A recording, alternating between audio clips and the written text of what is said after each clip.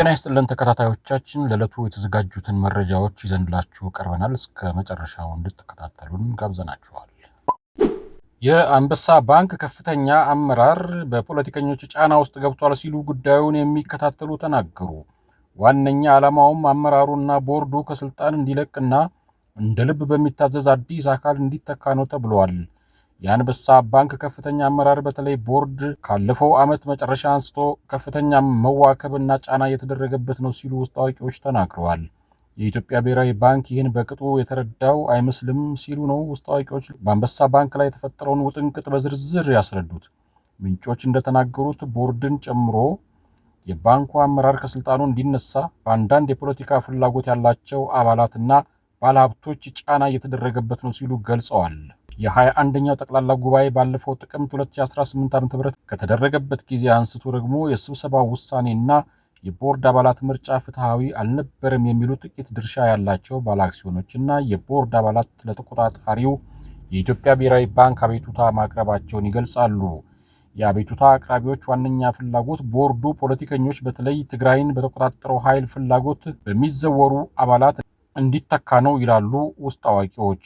ብሔራዊ ባንክ በስብሰባው ሂደት ላይ በቂ ማጣራት አድርጎ ባለፈው ሰኔ 1 ቀን ለሰነዶች ምዝገባና ማረጋገጫ አገልግሎት የጠቅላላ ጉባኤ ቃለ ጉባኤው እንዲጸድቅ ደብዳቤ ጽፎ እንደነበር ይገልጻሉ። ነገር ግን በድጋሚ ሰኔ 12 ቀን ሌላ ደብዳቤ በማውጣት አገልግሎቱ የጠቅላላ ጉባኤውን ውሳኔ እንዲያጸድቅ ነገር ግን የቦርድ አባላት ምርጫ ሂደት እንዲቆይ ማድረጉን ገልጸዋል።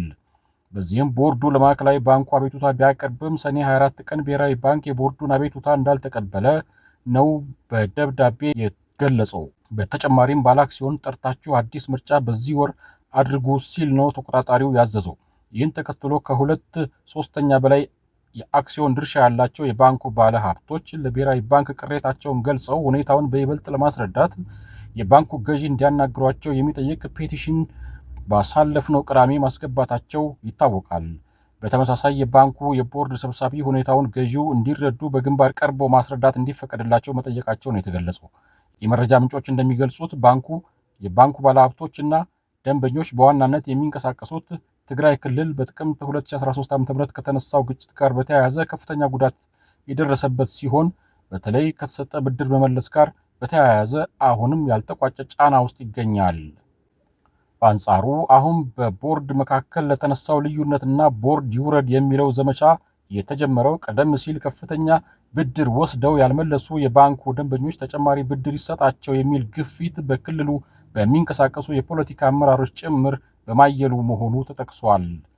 ከብድር በተጨማሪ ከፍተኛ የውጭ ምንዛሪ ፍቀዱ የሚል ጫና አለ የሚሉት ምንጮች የባንኩ አመራር ለባንኩ ጤንነት የማይበጅ እርምጃ አልወስድም፣ እንዲሁም ከፍተኛ ብድር ላለበት ሰው ተጨማሪ ገንዘብ መፍቀድ በሕግ ያስጠይቀናል ማለታቸውን ተከትሎ ልዩነቱ መስፋቱ ነው የሚገለጸው።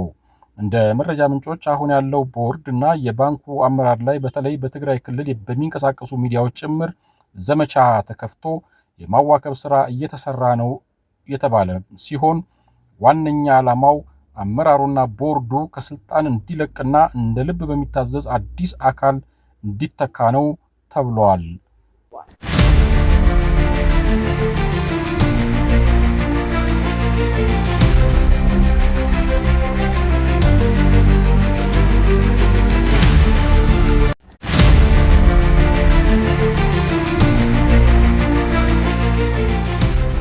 ለዛሬ ያዘጋጀነው ዝግጅት እዚህ ላይ ተጠናቋል።